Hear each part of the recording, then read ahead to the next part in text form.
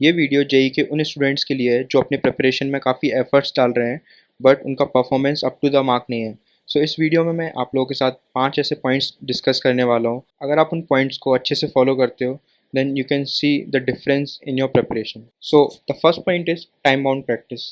हो सकता है कि आप जब बिना टाइम लगा के क्वेश्चन सॉल्व करते हो तो आप आसानी से 1 घंटा लेके कोई क्वेश्चन सॉल्व कर दो, बट जो एग्ज़ाम होता है, अगर आपको उसका टेम्परामेंट सीखना है एग्ज़ाम में क्वेश्चन सॉल्व करने का, तो उसके लिए आपको एक टाइम बाउंड प्रैक्टिस करनी पड़ेगी। तो जब भी आप क्वेश्चन सॉल्व करो, आप मेक श्योर करो कि हमेशा आप टाइम लगा के सॉल्व करो। लेट्स से आप 20 क्वेश्चन सॉल्व करना चाहते हो, तो आप देख लो कि आप एग्ज़ाम में उन 20 क्वेश्चंस के लिए कितना टाइम दे पाओगे। सो आपको सबसे पहले वो एक टाइम बाउंड प्रैक्टिस अपने रूटीन में लाना है, जिससे आप जो एग्ज़ाम का प्रेशर है वो हैंडल कर सको और आप अपने कंफर्ट जोन से बाहर आ सको, राइट? बिकॉज़ अगर टाइमर नहीं है, आप एक टाइम बाउंड प्रैक्टिस नहीं करोगे, तो आप इम्प्रूवमेंट कैसे देख पाओगे? अगर आप 20 क्वेश्चन 1 घंटे में सॉल्व कर पा रहे हो या फिर आप वो 40 मिनट्स में सॉल्व कर पा रहे हो, अगर आपके पास कोई टाइम है नहीं उस चीज़ का, तो आप इम्प्रूवमेंट कैसे देख पाओगे, राइट?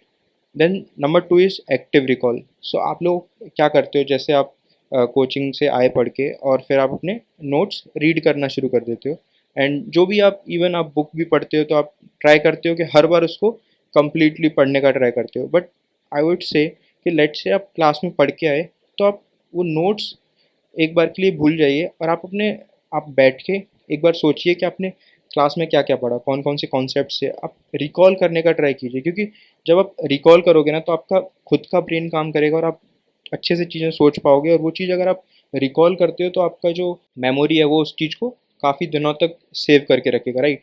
सो आप ट्राई करो कि बुक बंद करके उन चीज़ों को याद करने का, खुद से रिकॉल करने का ट्राई करो। सो ये मेथड काफ़ी इफ़ेक्टिव है। I mean then third one is short notes. तो आप लोग काफ़ी लोग करते हो कि आप चैप्टर ख़त्म किया और उसके बाद उसको रिवीजन करने के लिए आप फिर से पूरा चैप्टर पढ़ रहे हो। बट उसमें क्या होता है कि आपका काफ़ी टाइम जाएगा, क्योंकि काफ़ी चीज़ें ऐसी होंगी जो आपको ऑलरेडी बहुत अच्छे से आती हैं, एंड कुछ चीज़ें ऐसी होंगी जो आपको रिवाइज़ करने की ज़रूरत है। तो आप ट्राई करो कि आप शॉर्ट नोट्स बना लो जब भी आपका चैप्टर एंड हो, तो जिससे आप क्विकली रिवीजन कर पाओ, राइट? जब भी आपके मॉक टेस्ट हैं जो भी है, जिससे आप आसानी से सारा चीज़ें कवर कर पाओ। नहीं तो अगर आप मॉक टेस्ट के टाइम हर चैप्टर को रीड करने बैठे तो आपके पास ऑब्वियसली आप कम ही चैप्टर रीड कर पाओगे। सो लाइक तुम लोग सारा तो रिवाइज नहीं कर सकते, बट अगर आपके पास शॉर्ट नोट्स हैं तो फिर आप अच्छे से रिवीजन कर सकते हो। So number 4 is variety of problems. So मैं ये काफ़ी हाईली रिकमेंड करता हूँ बार बार कि आप ट्राई करो कि आप बस इजी प्रॉब्लम्स ही सॉल्व ना करो, आप उसमें वैरायटी मिक्स करो। आप थोड़े मीडियम क्वेश्चंस पे भी फोकस करो, आप थोड़े हार्ड क्वेश्चंस भी सॉल्व करो, क्योंकि वो ऐसे क्वेश्चंस होंगे जो आपका असली में इम्प्रूवमेंट आपको पता चलेगा कि हाँ, अगर आप बस इजी सॉल्व करते रहोगे तो आपको कभी पता ही नहीं चलेगा कि आप इम्प्रूव कर रहे हो कि नहीं। तो आप ट्राई करो कि अपने प्रैक्टिस में अच्छे क्वेश्चंस इंक्लूड करो, जो स्टैंडर्ड बुक्स हैं, अपने आपके नोट्स हैं, उसमें जो भी अच्छे क्वेश्चंस हैं वो आप सॉल्व करने का ट्राई करो। क्योंकि अगर वो इवन तो आप वो क्वेश्चन सॉल्व ना भी कर पाओ, स्टिल आपको उससे कुछ सीखने को मिलेगा। आपको जो कॉन्सेप्ट आपको ऑलरेडी आता है, उसको कैसे एक पर्टिकुलर सिचुएशन में अप्लाई करना है वो आपको सीखने को मिलेगा। तो आप ट्राई करो कि आप वैरायटी ऑफ प्रॉब्लम्स इंक्लूड करने का ट्राई करो। एंड देन नंबर 5 इज़ आप सॉल्व मॉक, राइट?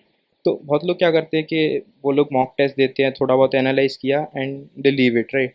बट आप लोगों को क्या करना है, चाहे आपको एक दिन पूरा डेडिकेट करना पड़े, बट आप जो भी आप मॉक टेस्ट दे के आए हो उसको पूरा डिटेल में एक एक चीज़ सॉल्व करो। जो भी आपको कॉन्सेप्ट नहीं आ रहा है वो आप फिर से रिवाइज करो, फिर से उस क्वेश्चन को सॉल्व करने का ट्राई करो, एंड ट्राई करो कि वो क्वेश्चंस आप सारे खुद से सॉल्व कर पाओ rather than seeing the solution. Solution आप देख लो एक पॉइंट के बाद, अगर आपको नहीं आ रहा है वो क्वेश्चन, बट आप पहले पूरे एफर्ट्स डालो उस क्वेश्चन को सॉल्व करने के लिए, उसका कॉन्सेप्ट देख लो, आप हिंट देख लो। तो क्या करना है, आपकी जो भी मिस्टेक्स हैं आप उनको एनालाइज करो, एक मिस्टेक नोटबुक बना सकते हो, उसमें सारी गलतियाँ लिख लो कि आप सिली मिस्टेक्स कर रहे हो, या फिर जो भी आप मिस्टेक्स कर रहे हो वो आप नोट कर लो। आप ट्राई करो कि वो कॉन्सेप्ट्स में आपसे ज़्यादा गलतियाँ हो रही हैं उनको बार बार रिवीजन करने का ट्राई करो, क्योंकि जितना आप अपनी गलतियों से सीखोगे उतना शायद अगर आप बस एज यूजुअल रीड करोगे उतना नहीं सीख पाओगे, राइट? सो आप ट्राई करो ये फॉलो करने का। एंड बिकॉज मॉक टेस्ट अगर आप दे के आ रहे हो उससे आपका उतना इम्प्रूवमेंट नहीं हुआ, राइट? क्योंकि वो तो आपने आपको आता ही था जो आपसे क्वेश्चंस हो गए, बट जो नहीं हुए आपसे, जो आपने एनालिसिस करके बाद में आप सॉल्व सारे क्वेश्चंस किए जो भी आपसे नहीं हुए, उनसे जो आपने सीखा वो मैटर करता है, राइट? सो मॉक टेस्ट का पर्पज़ ये नहीं है कि आपको बस जज करना है। अगर आपको मॉक टेस्ट से असली में कुछ इम्प्रूवमेंट लाना है अपने स्टडी में, तो आप ट्राई करो कि जो भी उसमें क्वेश्चन आपसे नहीं हुए हैं वो आप हर एक क्वेश्चन पिक करके बनाओ। लेट्स से 90 क्वेश्चन है तो आप मेक श्योर करो कि आपको वो 90 क्वेश्चन पूरे आने लग जाएं उस मॉक टेस्ट के बाद, राइट। So that's it.